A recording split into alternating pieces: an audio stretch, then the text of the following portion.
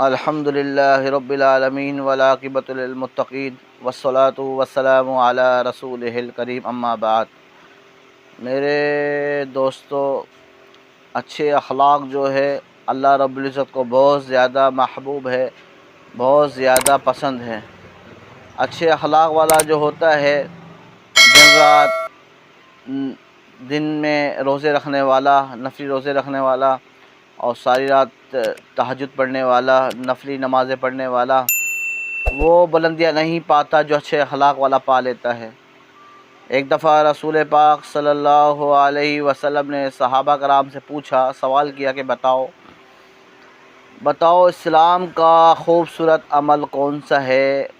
اسلام کا مضبوط عمل کون سا ہے؟ تو کسی صحابی نے عرض کیا، یا رسول اللہ نماز بھی مضبوط عمل ہے، لیکن جو میں پوچھ رہا ہوں وہ نہیں۔ پھر کسی صحابی نے کہا نہیں، حج بھی اچھا عمل ہے، اللہ کو محبوب ہے، لیکن جو میں پوچھنا چاہ رہا ہوں وہ نہیں ہے۔ کسی صحابی نے زکوٰۃ کہا، کسی نے روزہ کہا، کسی نے صدقہ کہا۔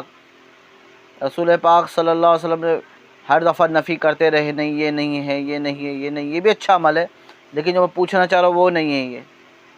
تو صحابہ کرام رضوان اللہ علیہ اجمعین نے عرض کیا، یا رسول اللہ صلی اللہ علیہ وسلم آپ ہی بتا دیجیے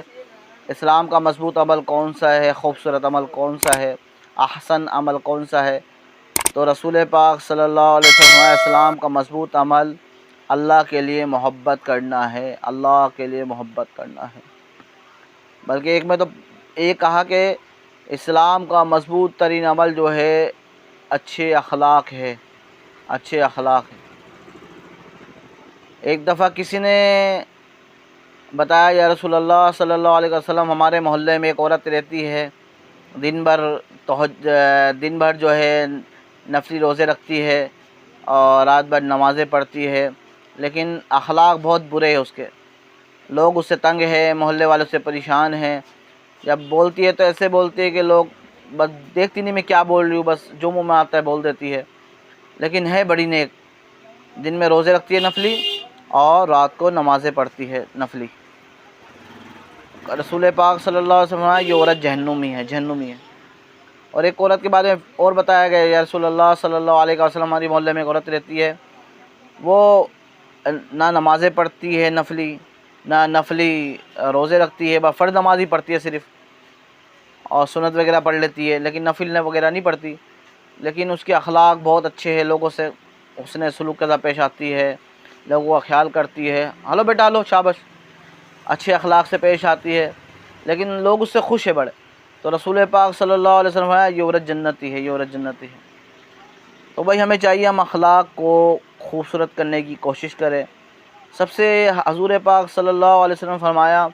خیرکم خیرکم لأہلہ وانا خیرکم لأہلی، تم میں سے سب سے بہترین انسان وہ ہے جس کے اخلاق اچھے ہو، اور میں اپنے گھر والوں کے لیے سب سے اچھا ہوں۔ پتہ کب چلے گا یہ اچھے اخلاق والا ہے کہ نہیں؟ اپنے گھر والوں کے ساتھ جب اچھا سلوک کرے، بیوی کے ساتھ، بچوں کے ساتھ، اپنے محتاطوں کے ساتھ، اپنے سے طاقتور کے ساتھ تو ہر بندہ اچھے اخلاق سے بولتا ہے،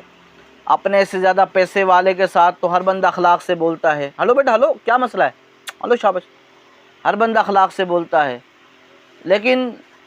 اپنے ماتحت سے اخلاق سے بولنا یہ اصل بات ہے، اپنے ماتحت کے ساتھ اچھے اخلاق سے بولنا یہ بڑی بات ہے۔ تو ہمیں چاہیے ہم اپنے اخلاق کو اچھا کرنے کی کوشش کریں اور عمدہ کرنے کی کوشش کریں، اور نیت کریں انشاءاللہ کہ ہم زیادہ سے زیادہ اس پہ محنت کریں گے، وہ محنت کرے گی یہ ہمارے کام آنا ہے۔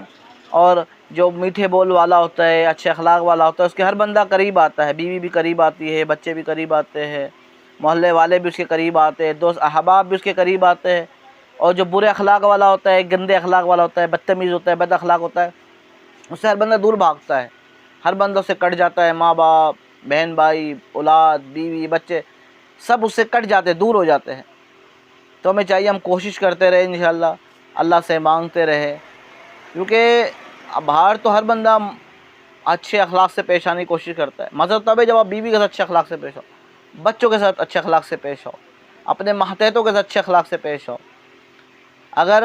کسی سے گلاس گر جاتا ہے، ہم سے مالدار آدمی سے یا ہمارے بڑے سے، تو ہم بولتے کوئی بات نہیں، کوئی بات نہیں۔ اگر کسی بچے سے یا بیوی سے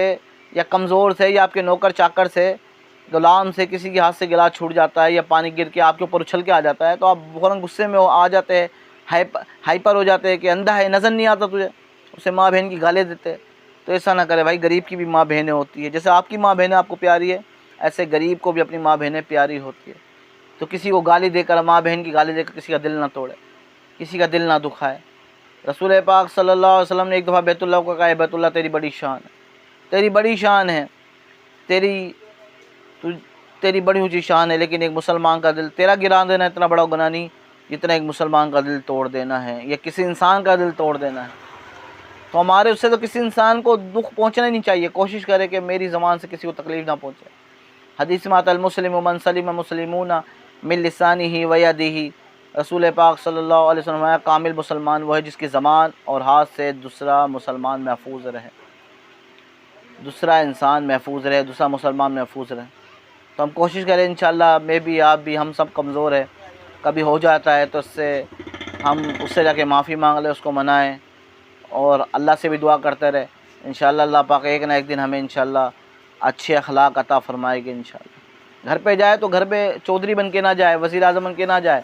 اور وڈیرے بن کے نہ جائے، مولانا بن کے نہ جائے، مفتی بن کے نہ جائے، پورا ڈر رہی ہو، کانپ رہی ہو، بچے بھی کانپ رہے ہو، تو یہ ظلم نہ کرے۔ گھر پہ جائے تو آپ کے بچے دیکھ کے آپ کو خوش ہو جائے، آپ کی بیوی آپ کو دیکھ کے خوش ہو جائے، آپ کے ماں باپ دیکھ کے آپ کو خوش ہو جائے، آپ کے بھائی بہن